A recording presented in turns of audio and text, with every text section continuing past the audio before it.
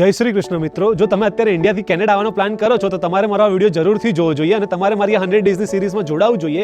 આજે છે એનો દિવસ ત્રીજો અને આજે જે હું વાત કરવાનો છું એ બહુ સાચી છે, કેમ કે આપણે એવું બધા વિચારીએ છીએ ઇન્ડિયામાં બેઠા બેઠા. હું પણ વિચારતો હતો, હું મારી જાત જોડે વાત કરું તો કેવું કે ભાઈ મને કેનેડામાં જઈને તરત જોબ મળી જશે, મને મારા ફ્રેન્ડ્સ હેલ્પ કરશે.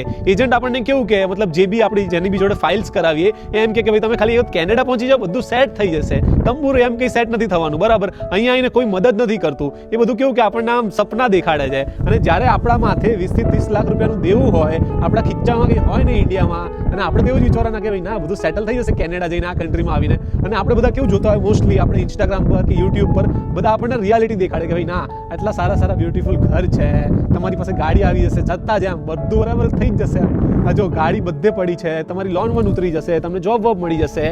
પણ ગાઈઝ એવું નથી, બરાબર? હું તમને ડરાવતો નથી, હું તમને મારો પર્સનલ એક્સપિરિયન્સ કહું છું, કેમ કે મારા માથે બી લોન્સ હતી ને મારા માથે બધું હતું અને મને કોઈ હેલ્પ નથી કરી. એટલા માટે હું તમને કહી રહ્યો છું કે જો તમે કેનેડા આવવાનો પ્લાન કરી રહ્યા હોય તો તમે તૈયારી સાથે આવો. એવું નહીં કે તમને જોબ 2 દિવસમાં મળી જશે, એવું નહીં કે તમે અપ્લાય કરશો, જેમ કે ઇન્ડિડ પર તમે એપ્લિકેશન મારી 200 થી 300 એપ્લિકેશન મારી, બરાબર? લેટ સપોઝ કે અઠવાડિયાની, અને મે બી તમને 1 થી 2 રિસ્પોન્સ આવે એમાંથી, ક્યારેક ના પણ આવે. અત્યારે લોકો એવા બેઠા છે જેની પાસે સર્ટિફિકેશન્સ છે પણ રિસ્પોન્સ નથી આવતા. એટલે કેવું કે કેનેડામાં તમારું લક તો કામ કરે છે પણ તમારે સાથે સાથે એફર્ટ્સ બી મારવા પડે અને એફર્ટ સાથે સાથે કન્સિસ્ટન્સી બી જોઈએ.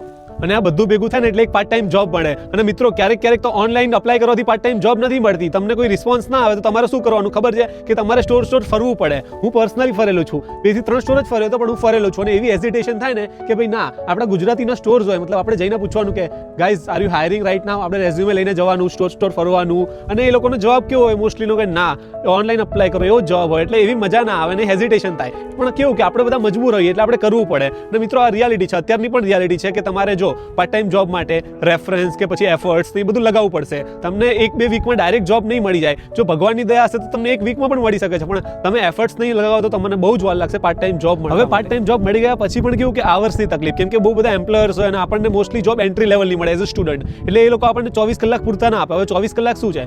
એઝ અ સ્ટુડન્ટ જ્યારે તમે અહીંયા ફૂલ ટાઈમ સ્ટુડન્ટ હોય ત્યારે તમે લિમિટેડ આવર્સ કામ કરી શકો ગવર્મેન્ટના રૂલ્સ પ્રમાણે, જેમ કે 24 કલાક અત્યારે ચાલી રહ્યા છે. અને લેટ સપોઝ કે 24 માંથી તમને 20 કલાક મળે છે, ક્યારેક 12 કલાક મળે છે. એટલે આપણે નિરાશ નહીં થવાનું કે ભાઈ મને આટલા જ મળે છે. કેવું કે તમારી પાસે એ છે તો બીજી પાર્ટ ટાઈમ જોબ શોધો, પણ તમે જ્યાં સુધી 24 કલાકની અંદર કરો છો ત્યાં સુધી બહુ જ સારું છે તમારા માટે. અને ગવર્મેન્ટ તમને મતલબ કંઈ જ નહીં કે તમને કોઈ આગળ જઈને પ્રોબ્લેમ નહીં આવે. તો આ એક રિયાલિટી છે. અને બીજી બાજુ કે તમારે કમ્પેરિઝન નહીં કરવાનું કોઈ બીજા જોડે, કેમ કે જે જોબ મતલબ કરે છે ફૂલ ટાઈમ, જે સ્ટુડન્ટ નથી એ લોકો 50, 60, 70 કલાક પણ મારતા હશે, પણ કમ્પેરિઝન નહીં, કેમ કે આપણે સ્ટુડન્ટ છીએ, બરાબર? એટલે કેનેડાની જિંદગીમાં આ છે. અને પાર્ટ ટાઈમ જોબ બી એવી કરવાની કે જે તમારા શરીર પર ભારે ના પડે, કેમ કે પાર્ટ ટાઈમ જોબ કેવી હોય કે આપણને આમ ચૂસી લેવી જોબ હોય, આપણને આમ થાકાઈ દે, આપણું શરીર પતાઈ દે એવી જોબ હોય છે. એટલે તમારે જોબ સિલેક્ટ કરવાની એવી કરવાની કે ભાઈ ના ભવિષ્યમાં તમારા શરીરને કંઈ તકલીફ ના પડે, કેમ કે જે છે આ સૌથી મોટું શરીર છે, સૌથી મોટી અસેટ આપણી આ જ છે. એટલે આ ધ્યાન રાખજો મિત્રો. આવા જ વિડીયો જોવા માટે મને સબસ્ક્રાઇબ કરો અને આ વિડીયો શેર કરો. Thank you so much.